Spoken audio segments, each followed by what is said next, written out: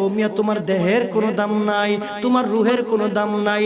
তোমার রুহু ছিল আলাদা জগতে, তোমার দেহের কোনো অস্তিত্ব ছিল না। ওই দেহের মধ্যে ওই রুহুটারে ভিতরে ঢুকায়া, ওই রুহুটারে দেহের ভিতরে ঢুকায়া আল্লাহ তাআলা তোমার ক্ষণিকের জন্য হায়াত দিয়া দুনিয়ার মধ্যে পাঠাইছে। কেন পাঠাইছে জানুনি? কেন পাঠাইছে জানুনি? একমাত্র পাঠাইছে আল্লাহ পাকের গোলামি করার জন্য, অন্য কিছু কাম করার জন্য তোমার পাঠায় নাই। ওই যে তুমি তাকায় দেখো, এই দেহ থেকে রূহু বের হয়ে গেলে তোমার সন্তান তোমার সঙ্গে ঘুমাইতে চায় না, তোমার মেয়ে তোমার সঙ্গে ঘুমাইতে চায় না। যেই বিবিরে তুমি এত ভালোবাসো, যেই বিবিরে তুমি এত মোহাব্বত করো, ওই বিবি পর্যন্ত কয় ও সাথীরা গো, এর দেখলে আমার ভয় লাগে। সন্তান কয় এর দেখলে আমার ভয় লাগে।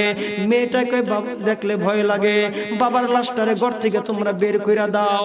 মাদ্রাসার 10 জন হুজুর, 12 জন হুজুর ছোট ছোট বাচ্চাদের কাইনা কোরআন শরীফটারে দিয়া বাবার লাশের পাশে কোরআন তেলাওয়াত করে আর পাহারা দেয়। কেউ তোমার এখন ভালোবাসে না।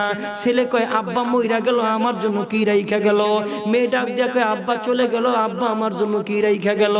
বিবি ডাক দিয়া কয় স্বামী চলে গেল, স্বামী আমার জন্য কি রাইখা গেল।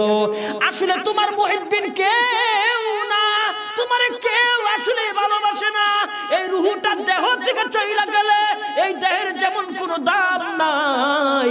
কিতাবের মধ্যে লেখে একটা গাছেরও রূহ আছে, একটা মাছেরও রূহ আছে। এই গাছের রূহ যখন চলিয়া যায় ওই গাছ তখন ফুল দেয় না, ওই গাছ তখন ফল দেয় না, কিন্তু গাছের দাম কমে না। কিন্তু তোমার আমার দেহের ভিতর থেকে রূহ চইলা গেলে এই দেহের কোনো দাম থাকে না। একটা গাছের দেহের যত দাম, আপনার আর আমার দেহের তার চাইতে আরো নিকৃষ্ট দাম, কোনো দাম নাই। ওই গাছটার দেহ, ওই গাছটার দেহ থেকে রূহ বের হয়ে গেলে হয়তো বা গাছটা ফুল দেয় না, হয়তো বা গাছটা ফল দেয় না, কিন্তু গাছের দাম কমে না। ওই গাছটারে ফাইরা, ওই গাছটারে পালা পালা করিয়া ওই কাঠ বানানো হয়, ওই কাঠ দিয়ে চেয়ার বানানো হয়। এই চেয়ারের বড় দাম, মানুষ এই চেয়ারের মধ্যে বসে। ওই কাঠ দিয়ে খাট বানানো হয়, ওই খাটের মধ্যে মানুষ ঘুমায়। একটা গাছ থেকে রূহ চইলা গেলে ওই গাছের দাম কমে না। কিন্তু মানুষ তুমি কত দুর্বল, কিন্তু মানুষ আমি কত দুর্বল। আমার দেহ থেকে প্রাণ পাখি চলিয়া গেলে এই দেহের কোনো দাম থাকে না। আল্লাহ নবী বিশ্ব নবী কয় এই রূহওয়ালা দেহ, তুমি কি চিন্তা করো না তোমার মরা লাগবো? তুমি কি চিন্তা করো না তোমার কবরে ঘুমানো লাগবো? কি নিয়ে তুমি ঘুমাইবা?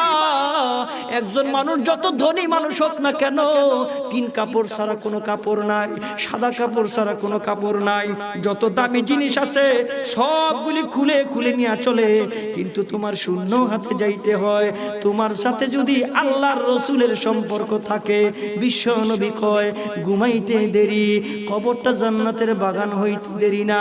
আল্লাহ ডাক দিয়া কয় শুধু তাই না, তুমি যদি আল্লাহ এবং রসুলের সঙ্গে মুহাব্বত রাখো গো, তাহলে তোমার কি হয় তুমি জানো নি?